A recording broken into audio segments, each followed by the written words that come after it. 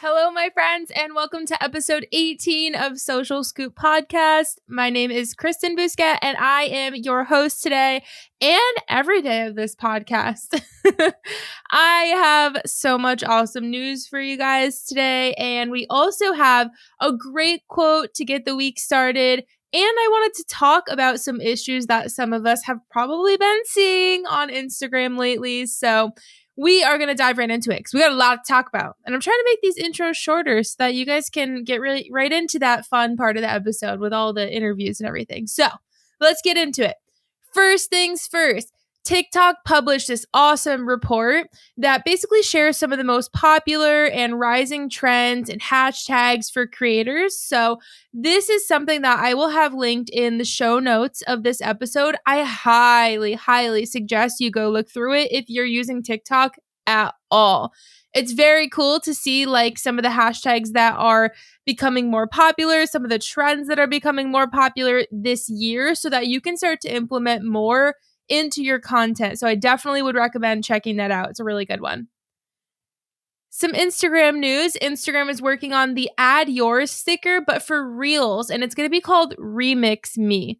So essentially what this is basically the TikTok duet feature, but for Instagram. So we've seen those little Add Yours stickers on Instagram stories. So this will be the Add Yours sticker, but for Reels.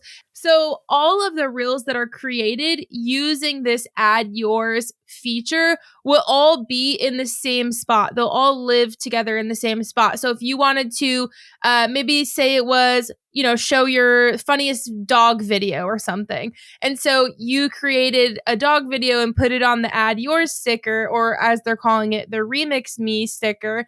Then you'd be able to click on that sticker and see all the funny dog videos that people uploaded there. So it's kind of a cool way to see more pieces of content in the same niche or the same category if you're looking for something really specific. So I think this is pretty cool. I also think it's a great opportunity to reach more people. You can kind of hop on maybe these Remix Me stickers that are trending or that a lot of people are adding to really quickly. And it would definitely be a really great opportunity for growth and a larger reach on that piece of content. So definitely excited for this one.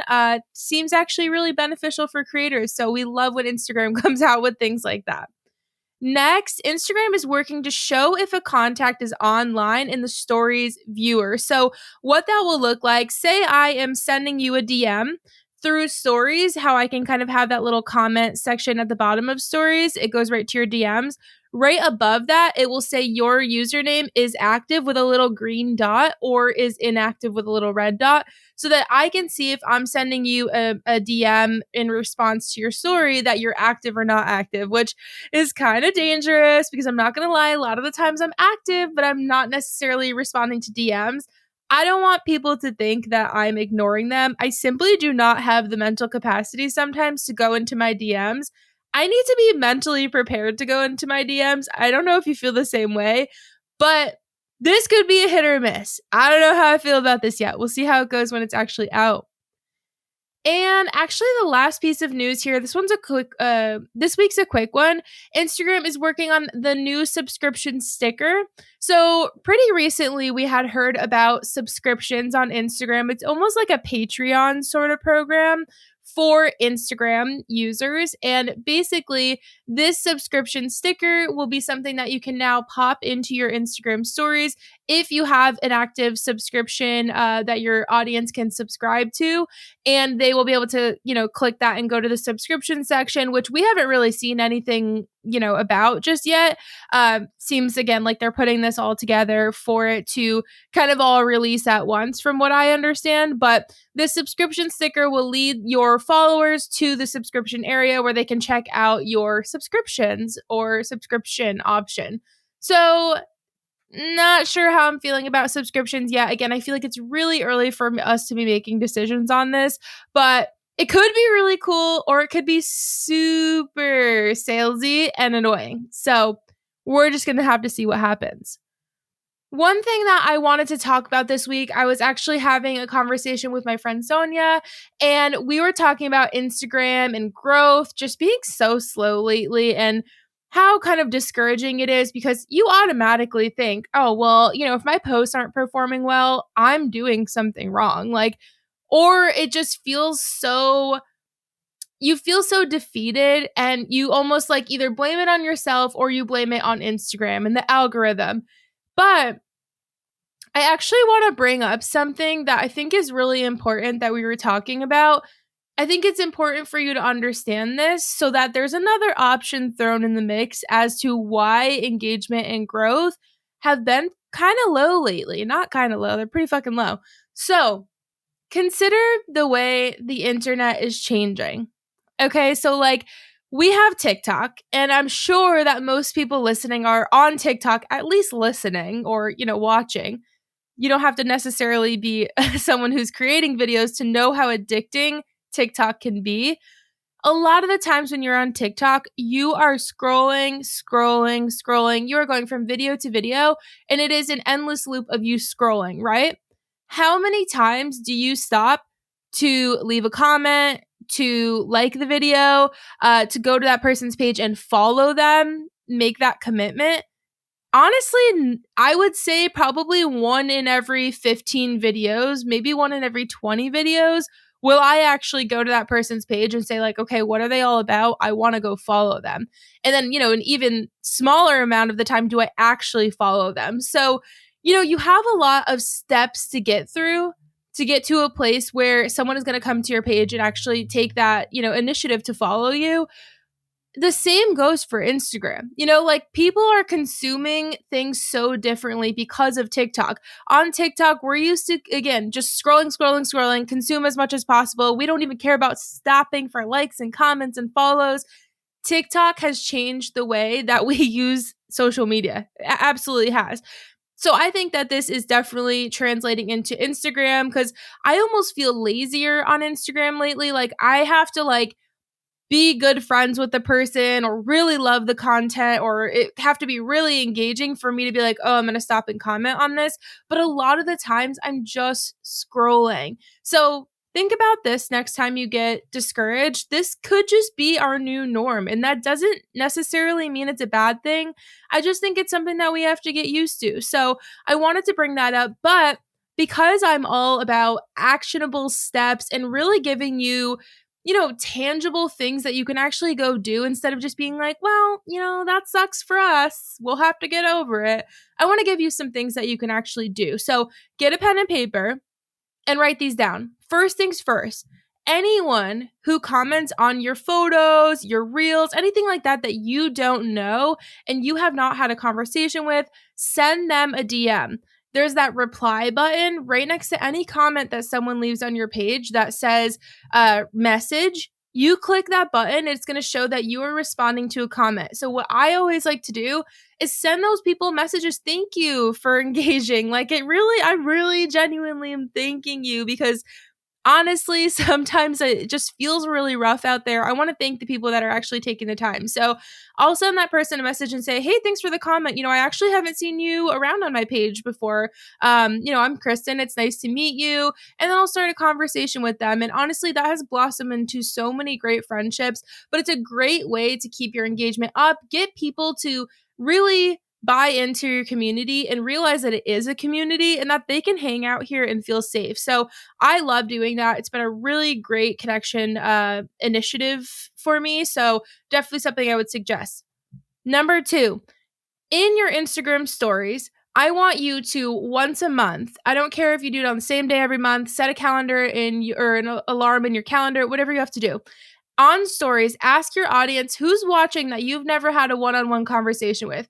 I usually will post a yes or no poll and say, hey, have we ever talked in the DMs? Have I ever introduced myself? Have we ever had a conversation one-on-one before? Anyone who votes no, I will send them a DM and say, hey, I saw your response to my poll that we've never talked. Thanks so much for being here. I want to introduce myself to you. My name's Kristen. This is what I do. What's up? Tell me about yourself. And I'll start conversations with people that way. That's actually, I was just talking to one of my mentorship students, Carissa, about this. She is actually someone that I initiated that conversation with. Now she's in my mentorship program. We talk all the time. She's a great friend of mine. So great way to make connections with people. You have to make the initiative to do that. The third one is especially for anyone who is selling anything, or especially if you have like sponsored posts going live, things like that you are trying to promote. This is something I learned in my podcast program that I'm in. The quote was, "Don't promote, participate." Spend 15 minutes each day responding to comments that other people leave on your competitors' profiles. Get engaged in conversations that people are going to come to your page and be like, "Oh, I totally understand why she wants to get in this conversation. She's huge into social media. She's huge into plants," whatever the conversation was about. And basically, you can stop spending time directly promoting your product or your service or your offer and just get people familiar with you. And then eventually they're going to find out that you offer something, some specific offer, service, product again. And they're going to be like, "Wow, I feel so connected to this person. Now I want to support them." But like if you meet Joe Schmo off the street, do you automatically want to like buy into their mentorship program or like buy the jewelry that they make? Maybe not, unless it's like something really crazy. This actually is going to get us into our quote, okay? So you have those 3 actionable items. Think about those. I hope you wrote them down. If not, rewind and write them down.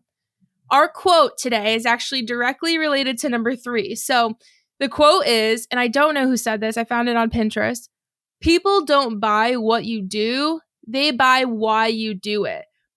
No matter what you're doing, there needs to be a deeper purpose for that.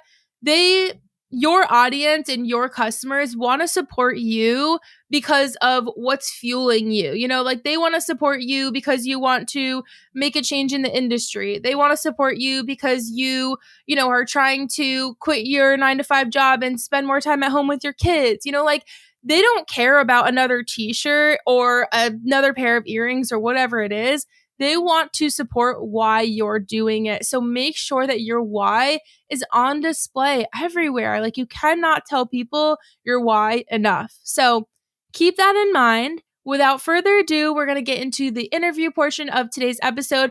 I have one more question though. I need you to do this for me. This is very important. I need you to pause this podcast and I need you to send me a DM and let me know your answer to this question. I have been considering sometime in the near future starting to do our regular episode every Tuesday like we are right now, and also a small 15-20 minute mini episode where it's just me coaching through one topic of discussion. Maybe it's how to grow on Reels or how to use hashtags, whatever it is. Let me know if you find that would be beneficial for you or if it's just one more thing for you to listen to. Be honest with me. I need you to help me here. So now, without further ado, we are getting into the amazing interview that I'm so freaking excited for you guys to listen to. Let me know how you like it, and I hope you enjoy. I am so excited to have today's guest on. It is Danny Desatnik, and he is the social media manager at #Paid. I honestly have so many questions for you. Thank you so much for being here. Yeah, for sure, Kristen. Happy to be on. Also, for anyone who's not seeing this on video, you're wearing like the best #sweatshirt right now, and I feel like it's so appropriate for your job. The first person to reach out to me on whatever social and tell me where they'd want to wear the #sweater, we will send a sweater to. Okay, I love that. So there we go. Is it like, does the company make them? Yeah, so there's a really long history with it. What actually ended up happening was the co-founders went on a work trip. This must have been like 5 or 6 years ago. And they went to a conference and they were speaking and they wanted to stand out. And the story was like they went to a mall. They wanted to find clothes that were a little bit more flashy than what the typical person would find.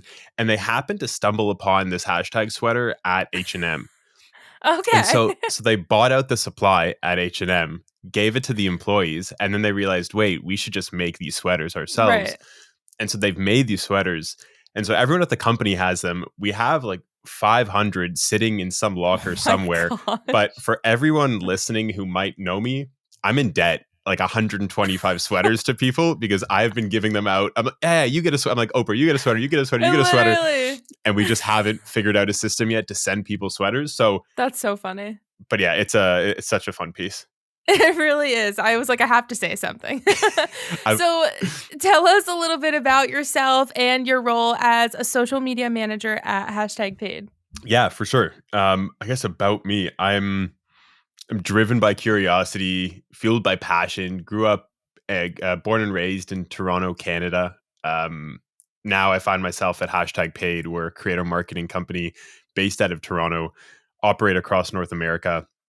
I am the social media manager, so I oversee all socials, try to ideate on socials, try to strategize on socials, and represent our brand both on the creator side, but also on the marketer side.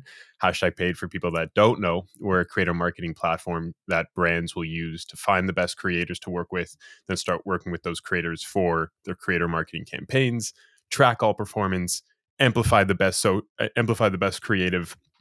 And then we have a creator community, which is not an exclusive community anyone can join, but we do have a creator community in which this is where we pull the creators from in order to match them with the right brands that are on our platform, for the best collaborations. And so that's a little bit about me, about Hashtag Paid, and about where we sit right now. Yeah, I feel like your job as a social media manager, you know all of the struggles that us creators and influencers also go through with running social media, but then you're doing it for this huge company. So I feel like there's got to be even more pressure on you. It must be like a little hectic at times. It's funny you said that first part. So I've actually decided, I took over socials in September of this past year. Okay. And I just decided to say, you know what, I need a way to better relate to all the creators I'm trying to speak to and understand the struggle.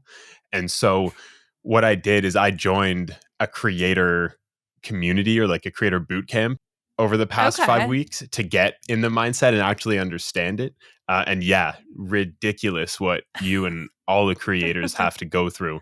It's it's obscene, like the amount of time it takes to caption a video, yet like it's so small, so Yep. important, yet it takes so much time, is wild. But I guess going back to the idea of overseeing socials for a company like Hashtag Paid, yeah, I guess there is a bit of pressure. The way I see it though is almost in like three or four rules. Like, one, you have to see that history repeats itself. And so if you've done something like this before, like, you have to give yourself credit that it will come together. When, you don't know, but it will come together. Right. And then there's the other side too, that I find myself as an ideas person. And so every day, like, I'm inspired by one thing, and, oh, how can we bring this together for social on this side? Or, oh, you take this together, how can you take this trend and adapt it to what we're doing and want to do? And so I almost see it as like an exciting challenge, but there are the downfalls of working in social media for Oh, sure. yeah. But try have as much fun as possible, because if not, I don't know. I guess I guess a little philosophical, but I guess you're just wasting time, right? Yeah. If you're stressing too much, but the stress is definitely there. Oh, I yeah. can't glaze over it for sure. It's there. Exactly. Yeah. I mean, I think as a creator or an influencer, you definitely have to be able to like take trends and figure out like how can we create something that makes sense for me and my audience or my Mm, niche or content pillars, whatever. But as social media managers, I mean, you guys have to do the exact same thing, mm, except to represent a whole business. Like, you're not necessarily like I am, where I'm like, hey guys, like this, and this, like what people are used mm. to hearing from me and everything. I feel like it must be a little bit more difficult representing a brand, because to some level you have to stay like pretty professional. You have companies who are paying you, at Hashtag Paid, thousands and thousands of dollars to host these campaigns and things like that. So there's a Mm. lot riding on it where you do have to be a little bit professional too. You know what? I would say yes, but I'd also say no, right? Like, I'm definitely not the person to be like Pabst Blue Ribbon and go with an unhinged tweet and just like completely throw off the world in order to get clicks and engagement. Definitely Right. not. But the way I see social is, it's the relationship level between the company and the audience that you're trying to reach. Yeah. And so every day, I guess it's like a framework that I try to put myself in. Like, every day, if I'm walking down the street and I'm meeting someone for the first time, or I'm interacting with someone for the first time, like, how would I be such that I leave a strong impression? So whether it's you look good, or you're bopping to some music that other people really want to jam to as well, and you know that those people are in your audience, and it's a very similar way that I see it. So, one, I would say, yeah, obviously important to define like who you are on socials, Yeah. regardless of what social you're on. But the second thing, and this is kind of what I fall back to, is, and I'm lucky that at Hashtag Paid, I have a little bit more creative reign than I would if I was at like a Molson Coors or a Nike, Yeah. where you have to go through a bajillion different people to post just like one thing. Exactly. But I think it's the idea that social is ephemeral. And so if I post something today, or if I put out a TikTok tomorrow and no one sees it, or if someone sees it and a couple people get mad, like there's so much going on in your life that you do not care about hashtag paid. And so I think I have a decent amount of judgment to be like, I'm not going to do anything prejudiced. I'm not going to say anything racist. I'm not going to say anything entitled. And so if I try something that's a little bit different and people at the company don't like it, or the audience doesn't like it, they're not going to care about hashtag paid tomorrow. And so whatever, that goes back and you try something different tomorrow, which is that's where I sit. And that's like my pocket. That's my creative sandbox. And the last thing is, I've found that in the past, when I was getting into social media, when I looked at a bunch of different companies and a bunch of different brands to see like what did they do right, it wasn't so much the idea of the trends, it was more just the idea that they use social as a creative sandbox. And because you're seeing engagement, you're seeing reception right away, that can then lead to a massive marketing campaign for your company that you would have maybe had to spend $50,000, $100,000 with an agency for. Very and so true. that's how I like to present social to our team all the time. Like, look what I'm testing. Oh, this was a cool signal. Maybe we can do this. And everyone's like, oh, that's awesome. Yeah, let's do that. Versus here's my 12-month plan. I have my content calendar. Yep. I might talk about this. I might talk about that. So yeah, pressure. You have to be respected for sure. And you have to be a little filtered, but what's social without having a little fun and trying to be as creative as you can, you know?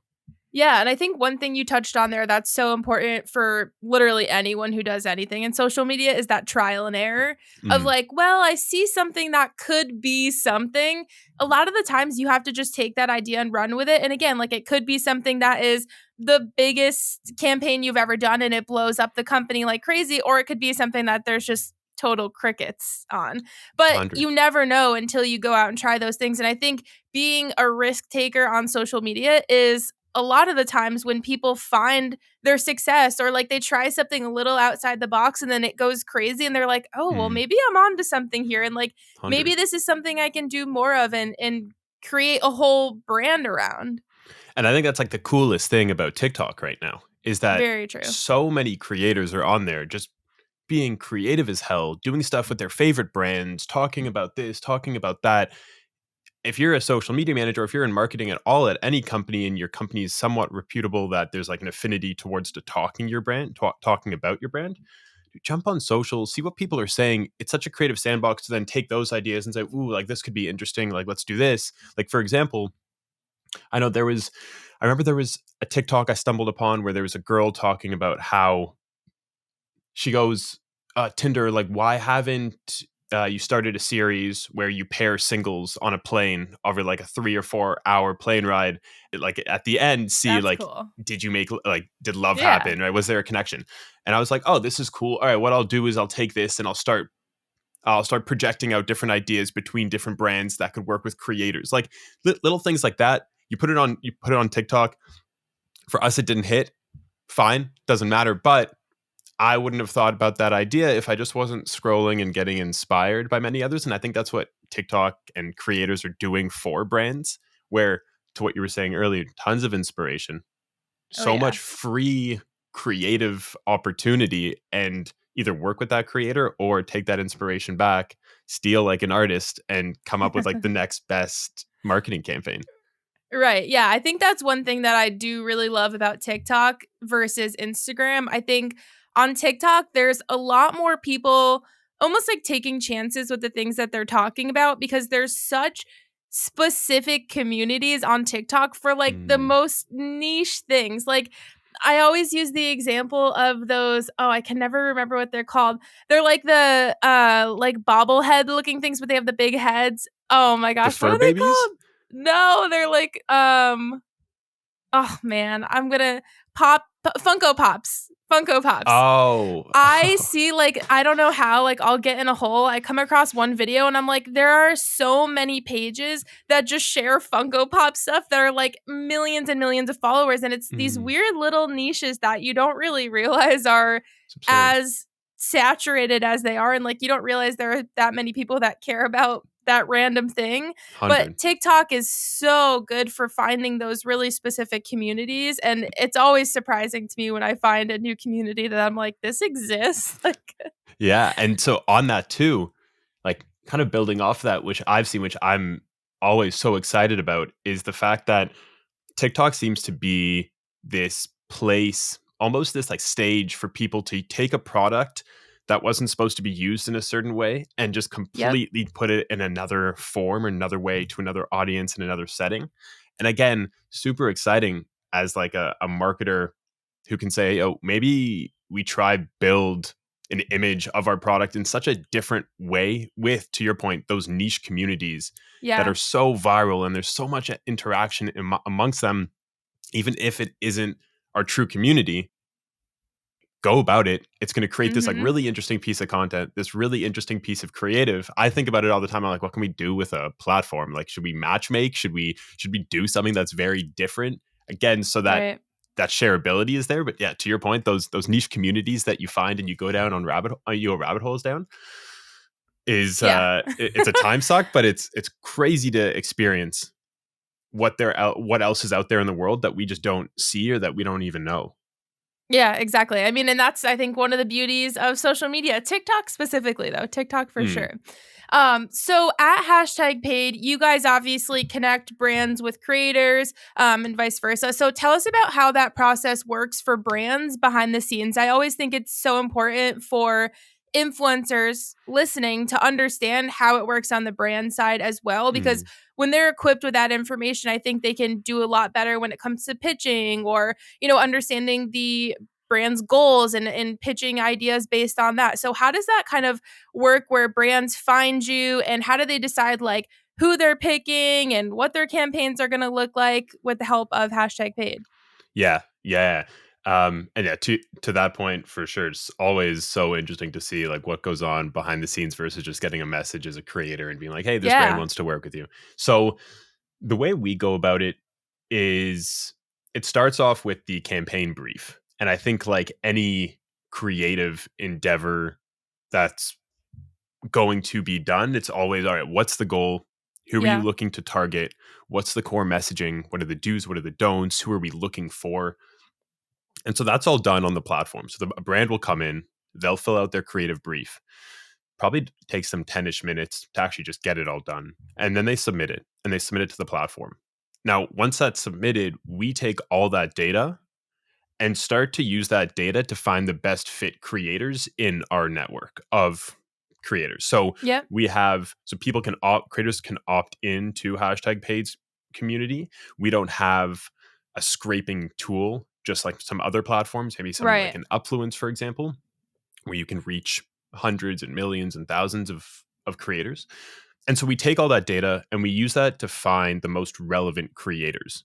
And so this could be something like, oh, it could be as simple as age, gender, demographic. It could also be something a little bit more niche of, oh, maybe we're working with Kristen and we want to know, do these creators have an affinity towards social or do they hate social? Because Kristen's running a campaign about how, oh, if you hate social, like maybe there's a new way to think about social. And Right. so we'll find creators that have this affinity or have this interest that you're looking for through, sometimes it's a poll, sometimes it's profile data that we've collected on them. Those creators then get shortlisted, and those shortlisted creators then get a message through our platform, which will also come through as an email to say, hey, Kristen Yep. and her team want to work with you. Like, let us know if this is of interest. And so you'll go to the page, you'll see their brief, you'll see everything they need. You'll see, they may say, oh, you need to be this age and have this and have that and have that. If everything checks off and you're good with these posting dates, and also maybe we'll need whitelisting licensing, or we just want content, or maybe we want like distribution as well, all of that's there. And the creator will then say yes or no. When they say yes, and I think this is the super important part for all creators, is the creators will then pitch the brand. So it's, hey, yeah, I know this is your campaign. Okay, I've had experience doing this. Here's my creative thought of like how I can bring my audience to what you're doing. I could probably do 3-4 stories to showcase the narrative, and then we can do a video integration, whatever it may be. That then gets sent to the brand. So the brand will see like 15 or 20 creators, maybe sometimes more depending, but who these people are, what their creative ideas, what their pitch is to that brand. And then the brand decides who they want to work with and what content they want from each creator. Once that's figured out, that's signed off on, and then the campaign starts. So you either get told, yes, you're selected for the campaign, or you get told, unfortunately, the brand didn't select you for the campaign. Right. But that's how it all works up until the point when the brand finds the creators they want to work with, they start the relationship, and then the campaign happens. Yeah, two actually really cool things that you mentioned. First, I think it's really interesting how hashtag paid versus other influencer platforms I've used, how instead of having like this job board where anyone can apply to anything, you guys really find the creators that are going to actually be a good match. Like I'll get that message that says like you're being considered in the top 50 and it's always a brand that I can see myself actually working with. Like it's never awesome. like some weird random company. And a lot of the times I think that's something that influencers maybe don't pay attention to as much as they should because they want to just work with as many brands as possible. And maybe some of those brands aren't really the best fit for them. So I think that's really smart that you guys do that.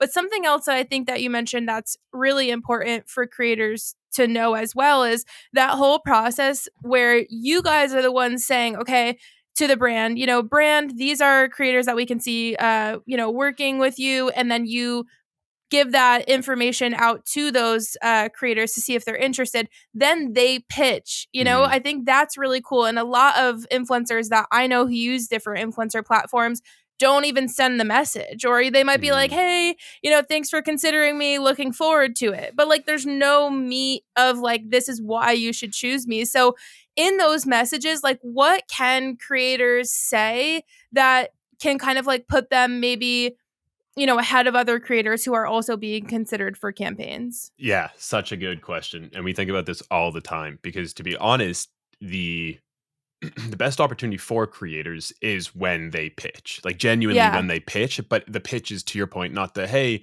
I love your product, let's work. But it's, hey, like, this is how I can bring what you're looking to do to life. Now, on the other side, it takes a bit more time, right? And it sometimes it sucks, right? When you put this thought and this effort into this pitch and the brand's like, wow, like this, but you know what? We're going with someone else. But to go to your question though, I think the most important part, and I was speaking to a guy named Justin Moore about this. I think I connect you to Justin. Yes. Justin came on my pod and he had such a good perspective, which was, and I feel this too as a marketer, where we're trying to work with creators to represent hashtag paid. A lot of the time, marketers and their teams will say, all right, we have a budget of 10K for influencer marketing, or for creator marketing. And fine, we want 5 creators and 5 videos and 4 photos, whatever it may be. And they're looking at it pretty transactionally, which is totally fair because at the end of the day, you have to do this efficiently and you can't spend a lot of time. That's cool. The thing is, if you come in as a creator and you see, okay, this is what their goal is, this is what they're going for, this is the campaign. If you can create a package or like a true pitch to that brand to say, hey, all right, let's do 4 videos. And this will be the first video. This is the second, this is the third, this is the fourth. This is how it's all going to come together. My audience loves this. They like this. They like that. Here is the vision for me to you to integrate your product or service into my audience. So often you will unlock so much more budget for yourself because you are helping that brand or that marketer really conceive, oh, what could this creative strategy be? At the end of the day, yes, as marketers, we're creative. Some are more creative than others. Some are going through agencies and they're actually not coming up with the creative themselves. And so to just assume that, oh, you're working with a big brand, they probably have everything figured out and they want what they want and their budget is what their budget is so not true. And so show them your creative strategist side that shows you understand the product, you understand your audience, here's how you're going to bring it to life. Present them with a little bit of an option. Like the best creators that we've seen have said, all right, cool. We could go 1 package, 3 videos, 2 stories, do this. Or if you don't want that, okay, we can go this narrative with just 2 stories and a post and whatever it may be. And so often marketers are running to their directors to be like, we have to unlock budget because look at what they presented. This would be a perfect fit. Like this is exactly what we need. And it happens with me all the time too, where I'll reach out to someone and say, hey, I want to run this event with you. Here's our budget. And they'll say, okay, cool. But what if we do this?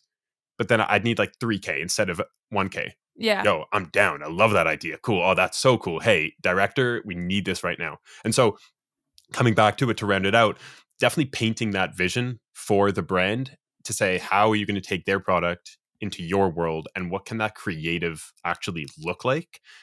And giving them that package can be so powerful for unlocking not only budget and chance to work, but also like a long-term creative partnership, because then that brand knows, oh shit, they're tapped in. They know exactly what we Exactly. want, right? So that's what I would say.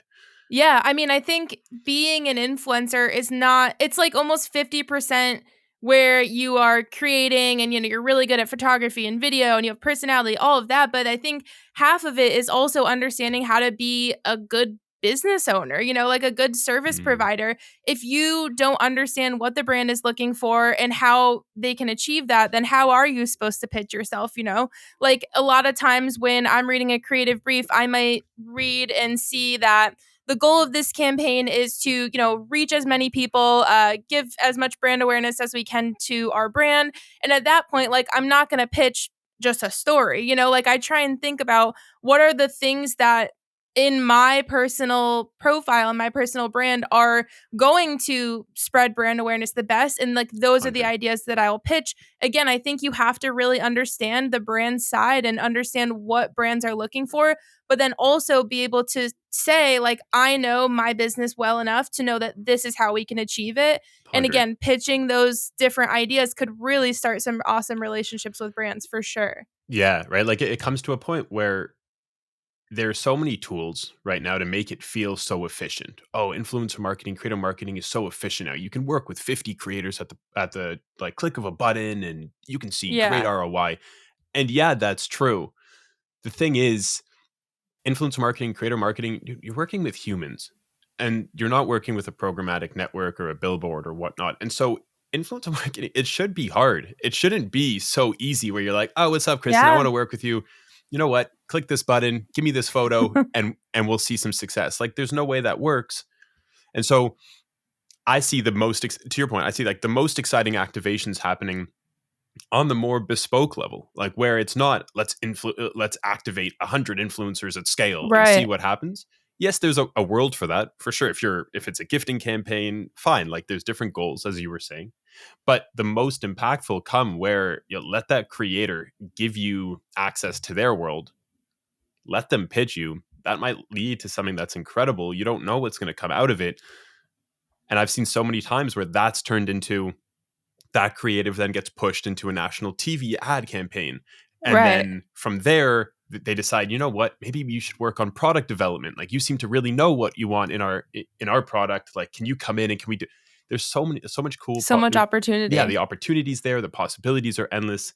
It just you have to come in with the idea of it's not cookie cutter. It's not like very transactional. And if it is, you're capped, I think, at where it can go. And so to your point, there's a lot of exciting stuff that can happen when a little bit more work and a little more hardship, honestly, goes into working with creators or working with brands. But it's hard when it's your life and you're doing this all the time and you need to make money and you only have a bit of a creative bucket that you can pull from every single day.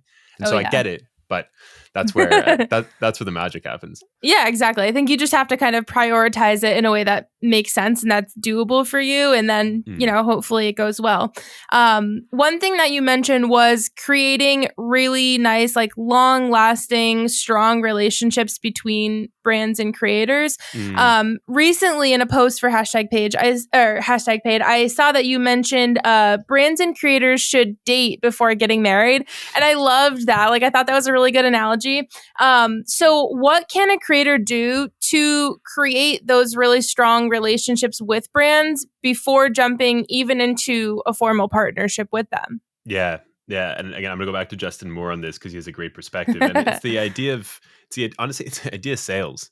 Like, right, when you're looking to sell something to a company, you're not just understanding that the sale is going to happen today and your email today is going to lead to work tomorrow. Like there has to be a relationship that's built over time. Yeah. And at the end of the day, you're working with humans. And so the way if you and I are going to build a friendship and a relationship, I'm not going to just be like, oh, hey, you want to go on a trip with me today? No, like you're going to slowly work. Kristen, what's up? Love your stuff. Yeah, you too. Right. Cool. Let's talk. Oh, cool. I have a podcast. Jump on. Oh, cool. Let's work. Like it'll slowly evolve. And so I think very similar with creators and brands. If there's a brand that you love and you think fits so well with who you are and with your business and with your brand, and you've continued to use them for a while, that's probably the first step, is like show the brand, hey, my audience really takes to this. And this could very well just be you showing what you've done with their product in the past and how nice it's turned out, or what the creatives looked like. Right. Step two could be, oh, look at the sentiment of my audience that's happening. Like they love it already. And so we're starting at a platform much higher than someone who hasn't worked with this product before. The third level, and this is tough, but if you work with something like reward style is now called, I think, LTK. Like to know it. Like to know it. Yeah. Yeah. And so if you can sell that product through an affiliate link on Like to Know It, and then you can send it to the brand, be like, hey, this is organic. My audience knows exactly who you are. They've seen me talk about you all the time. They know that I love you. They love that I love Right. that your product. And hey, I've used some of your affiliate links, and look at the sales that are coming out of it. It's evidence. Honestly, like how can a brand say no? And then the other side is, if a brand's not running influencer marketing, I think there's probably the option of just reaching out to them with the idea of, let's not work today, but like, let me show you what could potentially happen. Like, let me show you how we could work together, what this could look like. Let's just build a relationship so that when you get to the point and you are running influencer marketing, they, like, you as a creator, are top of mind.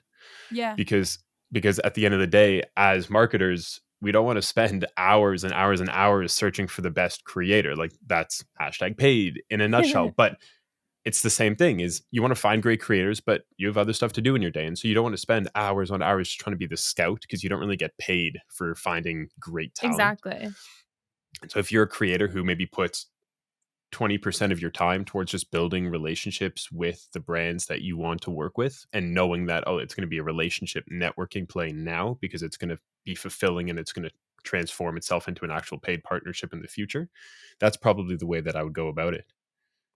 Yeah, I think it all really just boils down to connection, like remembering that there is another person on the other end. It's hard to believe sometimes when it's these huge brands that you see in Target and all these stores that you go to all the time. You start to kind of like put them so high above you, as like they're almost not real when you're talking to them. But you have to remember, it is another person on the other end. And especially for people who are running influencer campaigns, they are so busy and are being pulled in a million different directions. Whatever a creator can do to make their life easier, I think, is always going to go a long way. And those are the creators that are going to get rehired time and time again, because that campaign manager is going to say, they literally made my life so easy. Like, they were so professional. They sent me their stuff on time. They followed the creative brief perfectly. Like, those situations that run so smoothly, at least in my experience, have been the partnerships where like they will hire me time and time again, because I've been reliable, professional, and just made their life easier. Yeah, it's such a good point, right? The idea of, in anything in life, like, if you're looking to work with someone else, how can you make their life easier? Right? Whether that's you're trying to get a promotion at work, all right, how can you make your director's life easier and show that what you can do in this new role is going to help him or her unlock a lot of time and this, Right. or if it's a creator to a brand, or I don't know if dating really works that way. Like, you're not going to show like why, like, can you make their life easier? It's more like you're going to enhance their life by being together. True. But yeah, I love that. And I think it's so spot on that, again, as you were saying, as marketers, you're getting pulled in so many different directions. Right. And exactly. So if you can be a stable house and a stable foundation for them throughout their campaigns, well, it's the easiest thing. It's the easiest thing. So such a good point. For sure. I want to switch gears a little bit and talk about the social media world, aside from just campaigns. Obviously, with you being so invested in your time in social media, I'm sure you're scrolling for a majority of your time, to find different ideas and all these trends and try and stay relevant, I guess, because things do move so quickly on social media. So right now, are there any trends that you're seeing that recently you've just been seeing happening so much more, or you've seen like these shifts or transitions from one type of content to another? Like, what are the trends that you're seeing that you think in this year in 2022 will kind of stick around? Yeah, I think I'd say two things. So as a bit of a hot take, like, I'm not one to really like trends. Like when it comes to TikTok, like I don't like making videos that Yeah. follow trends. And I get that it'll pop on the FYP and it'll give you visibility and such. Anyway, that's for another time. But what I have come across are two things. One, TikTok videos are doing so well being repurposed on LinkedIn, on Pinterest. Like Yeah, everywhere. there's a creator named Grow with Jesse, and she has a million. Yeah, I think she has a million on TikTok. Well, I can't say million. She has a million on TikTok, and she's repurposed some of those videos on Pinterest. Like she grows plants and vegetables and takes care of plants, and she's seeing hyper growth on Pinterest just based off of her TikTok content. So Yeah. that's super cool. I know for us, like we'll repurpose a bunch of TikTok videos on LinkedIn. And also if you throw a caption on it, we throw captions on it, people take to it and they Yep. enjoy it. I guess it's a bit of a pattern interrupt because you're just seeing text and article, Very and true. here comes a video. So repurposing TikToks has become, I think, a massive unlock on a lot of different platforms. And not only because other platforms are prioritizing videos, but I guess people are just taking to them. And I'm sure there's a better reason than what I'm giving. And the other side is, so at Hashtag Paid, we don't have a presence on Pinterest because I don't think marketers are going to Pinterest to be like, let's plan Yeah. out our creator campaigns. Like, I don't think that's what's happening. But so I guess before I even say this, like I've never had experience with Pinterest that much. Like I've scrolled it a bunch when I'm looking to how do I remodel my room or my desk, or maybe get some Exactly. inspo for fashion fits. But I haven't really spent enough time there to be an expert at all or really talk to it. But there's another girl at Hashtag Paid who just joined, who's a strategist. Her name's Kristen also. So shout out all the Kristens in the world. And she put me onto a really interesting perspective about Pinterest. She goes, the people that are on Pinterest a lot of the time are planning something. So whether it's Yes. what's going to be my outfit tomorrow, what's my room going to look like, what's my Planning food your going to look like. wedding. Yeah. Yeah, exactly. Your wedding, your events. Like it is such a great place for planning what's to come in the future. And because the behavior is like that on Pinterest, you can almost see, okay, well, what's trending on Pinterest today that's probably going to manifest itself on other platforms like Instagram and maybe Twitter and definitely TikTok in the next month, 2 months, maybe 3 months, depending on the event. And I was like, wow, that's That's a good way of looking really at it. interesting perspective. So I haven't started on that yet, but that is going to be part of my monthly planning, is taking a look at Pinterest, seeing what's trending. And if there is an option or if there is a way to repurpose what is trending or to think about what's trending and how we can manifest that on Instagram or any other platform where it makes sense, is a really, really cool concept. And so Yeah. it's had me thinking. One, it has me thinking that I should just be on Pinterest, not for Hashtag Paid, but just for myself. Like there's so much good stuff happening. But two, that idea of market research, I think is super, super important. Yeah, it's interesting. Pinterest is not really the place that I would normally think to go for that kind of thing, but it is a good point. I mean, she's not wrong. Yeah, definitely not wrong. But I think there is the underlying idea is that, where else can you go for inspiration? Yeah. One, for inspiration, but two, to understand what is happening in the world, to then relay that on other platforms. And so this being one of them is amazing. And if it can work out, great. That's yet to be seen. I haven't tried it yet, but I will update you to Yo, to you'll let have you to know how it report is. back. Yeah, for sure.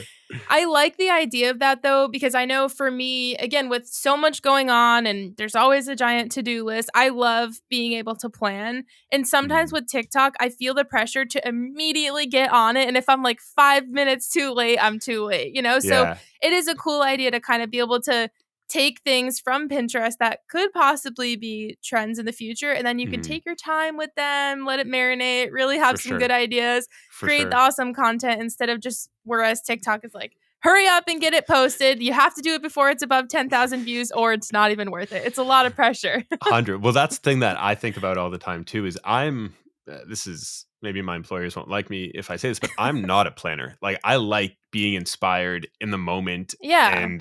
And then putting that thing out and trying to see that thing come to life. And if it works, great. Let's figure out what's next. And if not, whatever, move on. And so I have such a hard time planning, because to me, planning is so boring. It's like, I'm going to have an idea in 2 weeks that I don't have today. I know is going to pop off. I don't know what that is, because that's just how I operate as like a creative ideas person. So I'm always going between that struggle of like, do we plan to save time or do I not? and get stressed, but that stress leads to just more creativity because Right. of what inspiration is going to happen. So to all the planners out there, you included, shout out to you guys. I don't know how you plan so far in Well, advance. there always has to be, I think, some flexibility with planning, because so Sure. many times, I know for me, like, I like to plan a week in advance, because Mm. if I ever tried to plan a month in advance, there's just too many things that change throughout the month that it would just never stick, and then it would be the biggest waste of my time. So Mm. I try and do a week in advance where I can say, okay, realistically, I think this is pretty solid on what's happening next week. It's also like a time where I kind of know what's going to start trending and I can work on it. So I do think if you are planning, you have to be open to the idea of flexibility, because it's very much almost never going to go the way you want it to. 100%. It's mental and creative and time suck gymnastics every single day if you're not planning. But there Yeah, again, benefits, pros and cons to one side exactly. versus the other. Very true. So when you're planning your content for hashtag paid, how important is diversity on a social media platform like the one you run? As someone who's planning out that entire feed. Yeah. Uh, it goes if someone comes on this podcast and you ask them that question and they're like, diversity is not important, like that would be ridiculous. I'm So hoping that never happens, because I won't know how to respond. just end the meeting Really gotta and go. yeah. And so, yeah, 100%, it's super important. But I think it's super important for two reasons. So outside of the idea that obviously you have to represent everyone in the world, Yeah. like I think that should be a given. For us at Hashtag Paid, again, we're working with creators and brands, but talking specifically on the creator side, dude, like creativity lives among every single person, like age, gender, ethnicity. I don't care if you have a cell phone or not, or if you live in like the 100th foot apartment in New York, or you're Right. somewhere in like the Sahara Desert. Dude, creativity happens all over. And so if you have access to our network and to be a creator and have access to internet and you can put out content, you can be a creator, again, assuming that's the bar, that's everyone in the world. And so Yeah. whether like we should not be discriminating on any form of like identifiable quality, and Yeah. two, we need to be so diverse because at the end of the day, like that's who we play to, and you want your audience to see themselves in what you're doing and what you're talking about. So obviously stupid important Yeah. to be diverse. Now, how that works out it's an interesting conversation because a lot of the time, and this is what I found, and hey, people can come at me and definitely give me advice for how this can happen. But a lot of the time, the groups that are underrepresented, their voices aren't as big, and so when you're or are as loud. So when you're trying to figure Right. out, well, okay, well, where do they live, or like who are the people that we're trying to understand, like who are the leaders in that community, or how can we represent that community, or whether it's that ethnicity, race, whatever it may be, Right. you just naturally have to put more time in your day to figure out where is it that Yep. these people live, and then how are you going to represent them, which is why working with creators who are part of those communities and they understand the nuances and they understand the language and lingo, whatever it may be, is so important. And Yeah. so It's for almost us, like an inside look on that without you having to go do too much of the hustle. 100. And it's not even so much of the hustle, it's more just the idea, like for example, Black History Month right now. And so coming at it as a social media manager, I don't think it's useful for us to be like, we stand with the Black community. Like, what's that going to do? And at the end of the day, we say that today, and then what? March comes around, Right. and we're talking Everyone about forgets like about it. Yeah. crafting month or whatever the hell it is. And so rather give the community the opportunity to speak, to educate, to feel heard, and then take what is being said and see how that can be applied 24 hours a day, 365. And so that's the approach that I took this month. It's like we're putting on a panel on, well, this will be on like the 17th of February. Yep. This will be before this recording comes out. But we just have 7 Black creators. One's going to moderate, and they're just going to talk about like what are the realities of being a Black creator, who's doing well, who's not, what brands are doing well, what aren't they, like how can they progress forward. And I think that's all that you really can and probably should do, is just give people the microphone. Give them the floor. Yeah. Deserve it 100%. And so coming back to it, yeah, super, super important because creativity lives among all of us and we work with creators. And so we have to be diverse. But at the end of the day, you don't have to be the person, like you don't have to be the company sharing that message. But what you have to do is find someone that you respect in those communities, in those marginalized groups, and give them, to your point, the floor, or give them the microphone to share the message, learn from it, and see how that can then can apply to your marketing or communication in the future, for sure. I love that. Yeah. Where do you, this is my last question for you. Yeah. And it's a big one. Sure. Where do you personally see the influencer industry going in the next 5 years? I don't even know how to answer that question. A lot of different places. I think it's going a lot of different places. I think the two interesting things that I'm thinking about a bunch is, one, creators actually building businesses beyond social. And we're seeing that now, not only because like last year, $5 billion were invested in the creator economy. And so not only are there companies being built to help support creators beyond social, but people are realizing, oh, there's a massive opportunity here. Creators are the new world. They're the new brands. They're the new businesses. They have this tapped in audience. So we should empower them. And so seeing that movement happen where creators are going from social and then building something that just relates to who they are, but building that as a business, I think is really, really cool. We're going to see a lot more of that.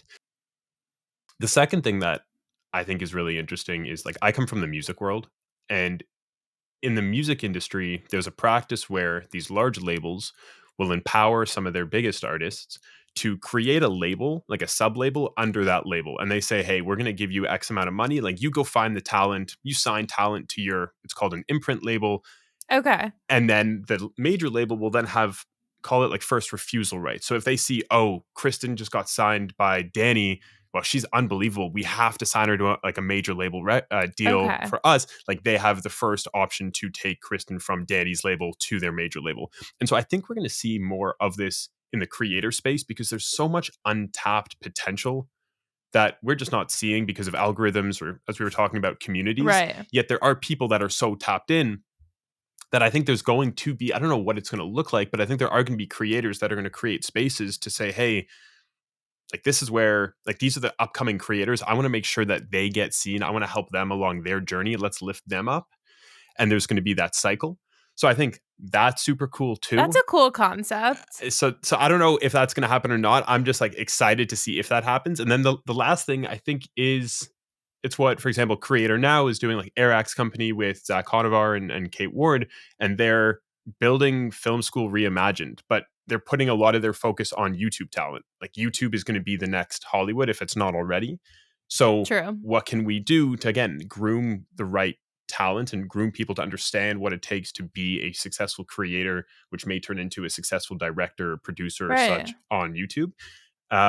So that idea of education in the creator space and creators taking what they know, monetizing that into a course, into a cohort, into whatever it may be, a community, can also be super exciting. So tons of stuff. Does it happen? Does it not? I don't know. But those are the three things that I'm super excited about. Well, we'll be able to look back at this episode when it all does happen and be like, you called it. It's like the Gary, do you know Gary V? How he, a lot of the time he'll be like, oh, back in 2011. And he shows him talking about like social media is the future. And now in 2022, he's like, I told you. Yeah, I told you. That will be us. So at the end of every episode, I open the floor for my guests to ask me a question of their choice. So the floor is yours. I want to know, how did you come up with the name Socialite? Social media. Yeah, exactly. Yeah. That's a good question. It's funny. No one's ever asked me that. So basically, my idea with Social Me was to not only teach people how to use social media and whatever, the obvious things, but also have this balance of, like, again, connection, relationships. We're all still real people. So the idea was social me, as in, like, we're keeping the soul in social media, because sometimes it feels like social media just, like, sucks the life and the soul 100. out of you. 100. So I think it's important for creators to understand, again, how to run a business, how to run their platforms, but also having balance and taking care of themselves and, making sure their mental health is where it needs to be, and that they're remembering it's really all about connection. Like at the end of the day, the platforms were created for us to be able to connect with people, and it's easy to forget that. So the whole concept was really to just make people remember, I guess, that, it really is just all about genuine connection. Big fan. Big fan. I love That's that. really cool. Thanks for asking that. No one, like I said, no one's ever asked that. For sure. So thank you so much for being here. For anyone who doesn't know, obviously, about #paid or about what you're doing on #paid's platforms, where can we find you and all of that good stuff? 100%. So we are #paid on all platforms. Now, it just depends. Like sometimes it's spelled out #paid because of naming restrictions. Sometimes it is the pound symbol or the hashtag symbol and then PAID. So we are all over on all socials. Definitely tap in to say hi, no matter where you are. More than happy to speak. From actually being a creator on the platform, if you go to #paid.com, there will be a button or a section that says, like, are you a creator or for creators? Click on that, join our community. It's so easy to set up. All you're doing is you're connecting your socials, you're identifying who you are, what category you're part of. Again, connect your socials. And then once you've connected your socials, then you are in our network such that we can potentially send you guys brand deals.